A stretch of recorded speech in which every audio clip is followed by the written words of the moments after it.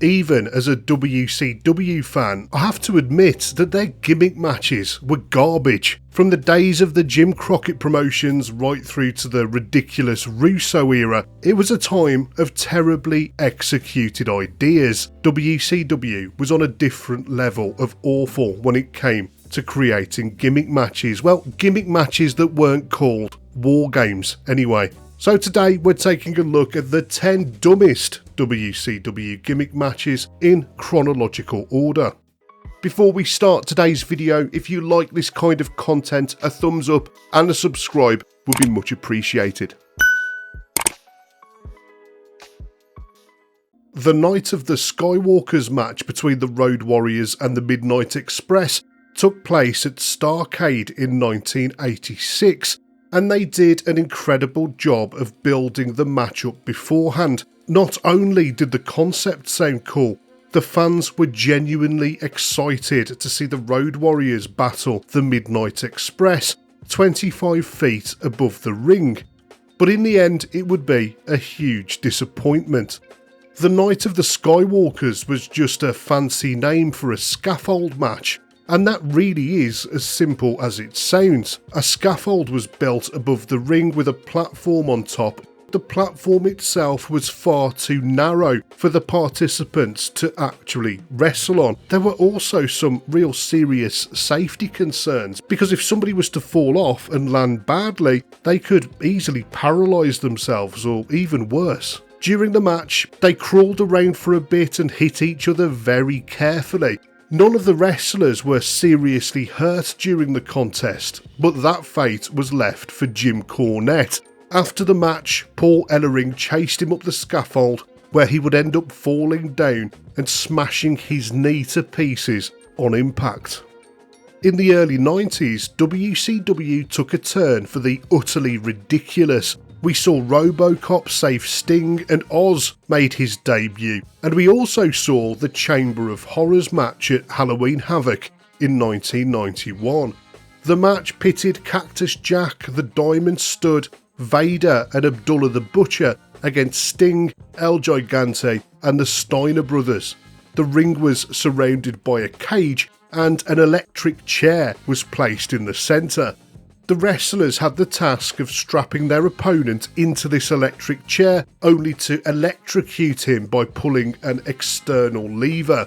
After one of the most boring brawls in wrestling history, Abdullah the Butcher found himself strapped into the chair. Then Cactus Jack pulled the lever that led him to being electrocuted, and Abdullah spasmed as 2,000 volts supposedly went through him. The fans were not impressed, although we all should be impressed by Abdullah's acting. That was the best part about this match. In 1995, WCW presented an entire card of gimmick matches. Uncensored was billed as an event where anything could happen, with the company promising to deliver an unpredictable, wild show. But it turned out to be mostly garbage. The night was filled with awkward, half-baked ideas that failed to deliver on any level. And amongst these ideas was the King of the Road match. This match pitted Dustin Rhodes against the Blacktop Bully, and it took place in the back of a moving 18-wheeler filled with hay bales. The goal was to reach the front and honk the horn in order to declare victory. It was a terrible idea. They obviously couldn't wrestle properly on the back of a moving truck. But in a weird way, the King of the Road match actually did Dustin Rhodes a favour. It got him fired from WCW after he decided to blade during the match, which was against company policy at the time. And so that cleared a path for him to sign with the Federation just a few months later, where he would become known as Goldust. The Halloween Havoc 1995 pay-per-view featured a match between Hulk Hogan and the Giant. This was a culmination of a feud between the men, but instead of booking a normal match, WCW decided to take it to the roof of the arena, with each man behind the wheel of a monster truck. The goal was simple: push the opponent's monster truck out of a giant circle, but what ensued was a painfully slow, tedious contest that stretched the fans' patience to breaking point as the trucks jostled back and forth at a snail's pace. Eventually, the Giant got mad and jumped out of his monster truck to chase after Hogan. Things reached epic levels of dumb when the big man took a supposed fall off the top of the building. This would have been far more believable if the Giant hadn't returned for the main event later on in the show without a single scratch on him. By the time Uncensored 1996 rolled around, Hulk Hogan and Randy Savage were locked into a battle with the evil Dungeon of Doom. This contest saw Hogan and Savage take on the Alliance to End Hulkamania, also known as Ric Flair, Arn Anderson, The Barbarian, Lex Luger, Kevin Sullivan, The Ultimate Solution, Z Gangster and Meng. Hogan and Savage started at the top of a three-tiered cage, and each level of the cage had different members of the Alliance standing guard. The objective was for them to fight their way down to the bottom of the cage, which contained the ring, and then secure a pinfall or submission to get the win. It is as dumb as it sounds. The multi-layered cage was visually very confusing to look at. The fans in attendance just couldn't see what was going on. And for the people watching at home, the camera operators struggled to keep up with the action in the ring. In the least surprising part of the match, Hogan picked up the victory. The Junkyard Invitational match was a precursor to WCW's own version of the hardcore division. This was a concept that had proved very popular in the WWF, and so they decided to try and copy it. This match was set in a junkyard in Fort Lauderdale in Florida, with the idea that the wrestlers would brawl amongst the wreckage, with the winner being the first person to escape from the junkyard. The roster for the match featured a bunch of random wrestlers like Fit Finlay, Steven Regal, former ECW wrestlers like the Sandman and Mikey Whipwreck, and then some random luchadors like La Parka and Cyclope, as well as lesser known talents like Jerry Flynn and Hugh Morris. The concept may have been intriguing on paper, but the execution was totally lacking. For starters, parts of the junkyard was so poorly lit that fans at home couldn't see what was going on. And this lack of visibility also posed a serious safety risk for the performers. Several of the wrestlers actually suffered legitimate injuries as a result of the hazardous environment. Fit Finlay emerged victorious from this total mess, yet for some reason WCW didn't introduce the Hardcore Championship until about 4 months later, so it turned out that the Junkyard Invitational was of absolutely no significance whatsoever. By the late 1990s, WCW's Cruiserweight division had become a cornerstone of the promotion. The Cruiserweights offered a fast-paced, high-octane alternative to the main event scene, and it was something that really set WCW apart from the WWF. That was, of course, until the end of 1999, when former WWF writer Vince Russo arrived. Russo believed that American wrestling fans had no interest in foreign talent, and he openly had no interest himself in the Cruiserweight division.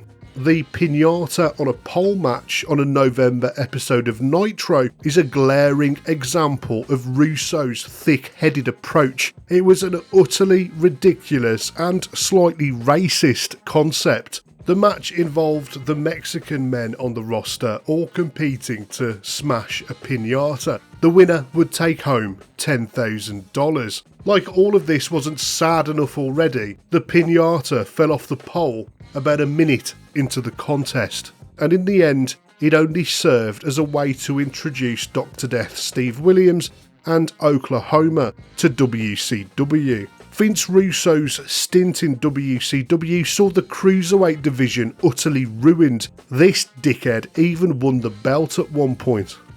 By the time we get to the year 2000, Vince Russo's influence on WCW had turned the entire company into a total joke, and for some reason he had a fixation with hanging objects on poles. The Viagra on a Pole match between Billy Kidman and Shane Douglas was a totally cringeworthy gimmick that Russo somehow thought would be a ratings winner. This took place on an episode of Nitro during a period where WCW was already in serious trouble ratings-wise. They were getting their asses handed to them by the WWF. The match concept is exactly as ridiculous as it sounds. A bottle of Viagra was suspended from a pole and the objective was to retrieve it. The match was a huge waste of time, especially for Billy Kidman, who was in the prime of his career at this point. The Judy Bagwell on a forklift match stands out as one of the most baffling and misguided attempts to entertain wrestling fans in history. Once again, this came from the thick head of Vince Russo and it took place at the New Blood Rising pay-per-view in August 2000.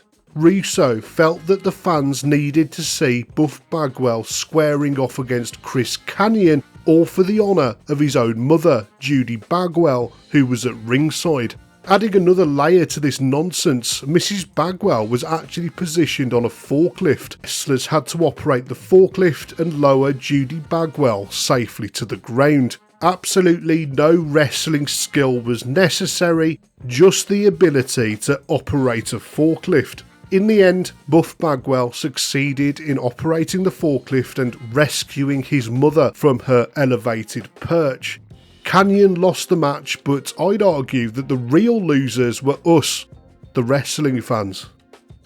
In April 2000, during an episode of Thunder, wrestling fans witnessed one of the most infuriating moments in the history of the business. B-list actor David Arquette captured the World Heavyweight Championship. David Arquette wasn't a trained wrestler, he was barely an actor, let alone a wrestler. Numbskull Vince Russo booked for Arquette to win the once prestigious championship in order to promote the movie Ready to Rumble. Fans were absolutely incensed by this and wanted to see the belt taken off him as soon as possible. And so at Slamboree 2000, they booked the Triple Cage match. 3 stacked cages were placed over the ring, and the objective was to climb up through the cages and retrieve the title belt suspended in the top cage. This was supposed to be WCW's answer to the Hell in a Cell match, but the Hell in a Cell's success lies in its simplicity. In contrast, WCW's Triple Cage was totally different. Arquette, DDP and Jeff Jarrett entered the structure, with Jarrett emerging victorious, thankfully ending the 12-day reign of David Arquette. WCW would never recover from this period, and by March 2001 they were out of business.